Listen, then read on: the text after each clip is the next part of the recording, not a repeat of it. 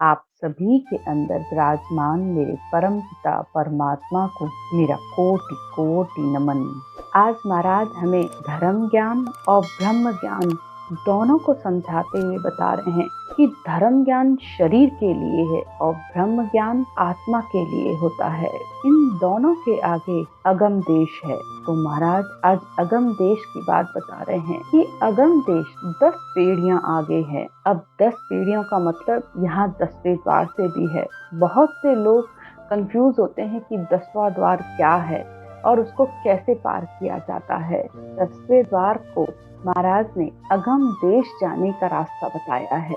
तो अगम देश पहुंचने के लिए इन 10 पीढ़ियों को पार करना पड़ता है और ये 10 पीढ़ियां मनुष्य तब तक नहीं लांघ सकता जब तक उसके पास निज नाम ब्रह्म का नाम ने अक्षर नहीं है, क्योंकि इसके बिना ये 10वें द्वार पार नहीं हो सकता। ये महाराज ये भी बता रहे हैं कि 7 पीढ़ियों तक तो माया की भक्ति है और उससे आगे 3 पीढ़ी ब्रह्म की भक्ति है, यानी जिसमें माया की भक्ति भ्रकुटी तक, यहाँ तक तो 7 पीढ़ी हैं और त्रिकुटी ब्रह्मांड परब्रह्म तक ये 3 पीढ़ियां और। तो इन सब को पार करने के बाद 10वां द्वार पार होता है। और यहाँ तक आने के लिए जब तक मनुष्य के अंदर ममता, आसक्ति, इच्छा, वासना, कामना, जब तक ये सब समाप्त नहीं होते तब तक वो 10वां द्वार पार नहीं होता है। तो आज इसी बात को महाराज एक हरजस के लिए समझा रहे हैं। आंधा ने अक्षर बिन ए नहीं लांगो, सुतिया धर्म शकल विद सत है, भरम जगत का भांगो। महाराज कहते हैं मन से, ज्ञानियों से, कि संसार में ने अक्षर के बिना ये अगम देश तुम नहीं पहुंच सकते।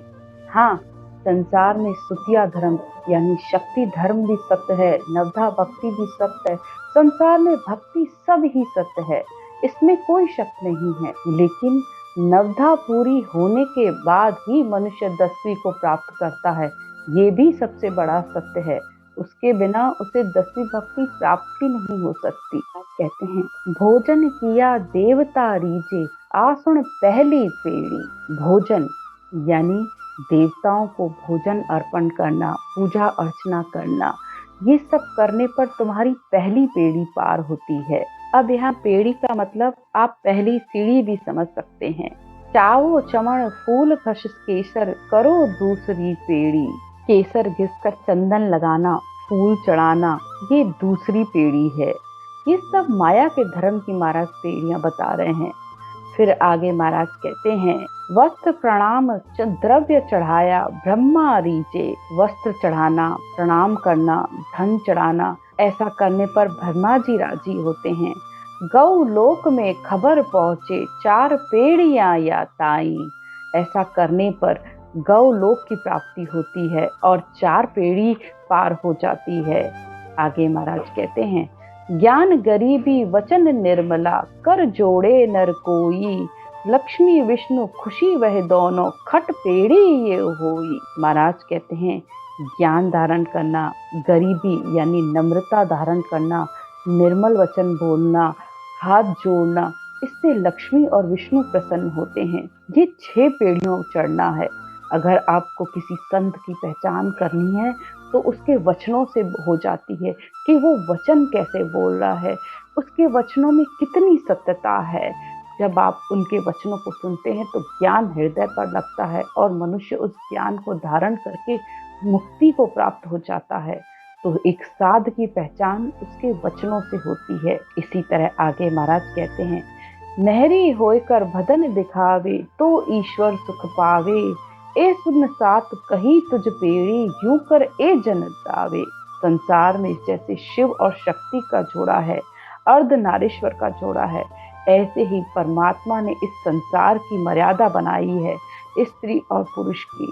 तो संसार की मर्यादा का पालन करना चाहिए और ऐसा करने पर धर्म ज्ञान सचता है तो आपकी 7वीं पीढ़ी पार हो जाती है। और ये 7वीं पीढ़ी कहाँ तक है?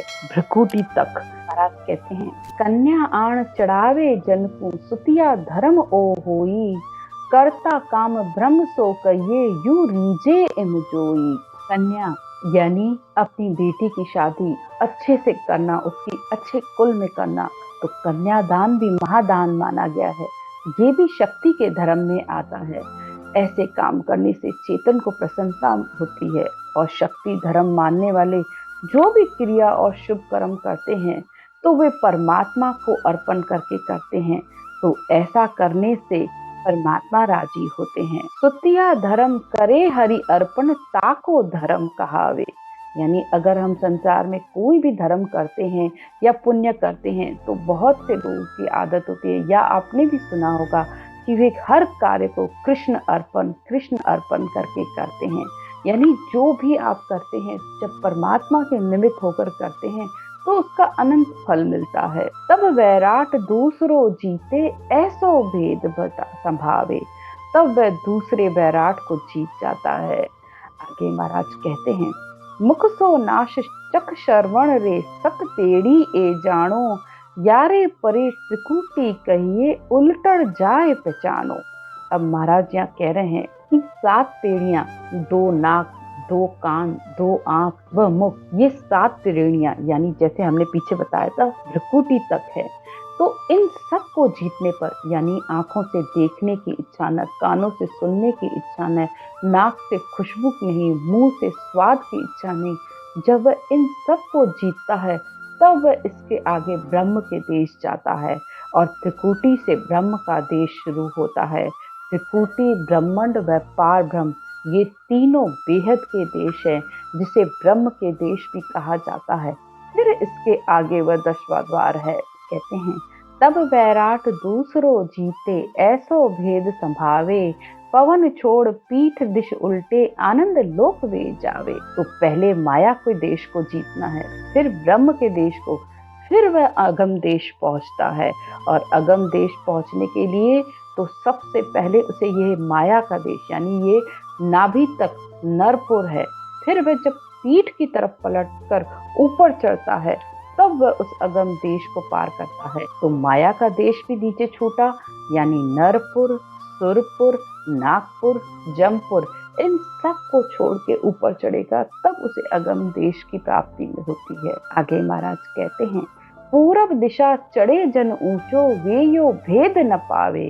यानी जो पूरब दिशा की साधना करते हैं, यानी श्वासों को खींचकर ऊपर चढ़ा लेते हैं, तो उनको ये नेयक्ष की प्राप्ति नहीं होती है। हद बेहद में रहे भटकता सत लोक नहीं जावे।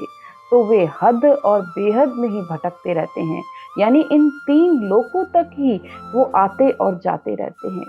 उनको अगम देश की प्राप्ति का रास्ता नहीं मिलता है। आगे महाराज कहते हैं, कह सुखराम सुनो नर नारी तन मन धन सब दीजे। महाराज कहते हैं कि सब ही सुनो। तन यानी इस तन से रटना करना, मन में कोई खराब विचार नहीं आने देना, और धन यानी इस श्वासों रूपी धन को परमात्मा के अर्पण कर दो। यानी श्वास और प्रश्वास में रचना करोगे तो वह सत शब्द रूपी नेयक्षर तुम्हें लेने के लिए आ जाएगा और वही तुम्हें परमात्मा के देश ले जाएगा। उल्टर नाव चढ़े गढ़ ऊपर जिण गुरु संग एक कीजिए।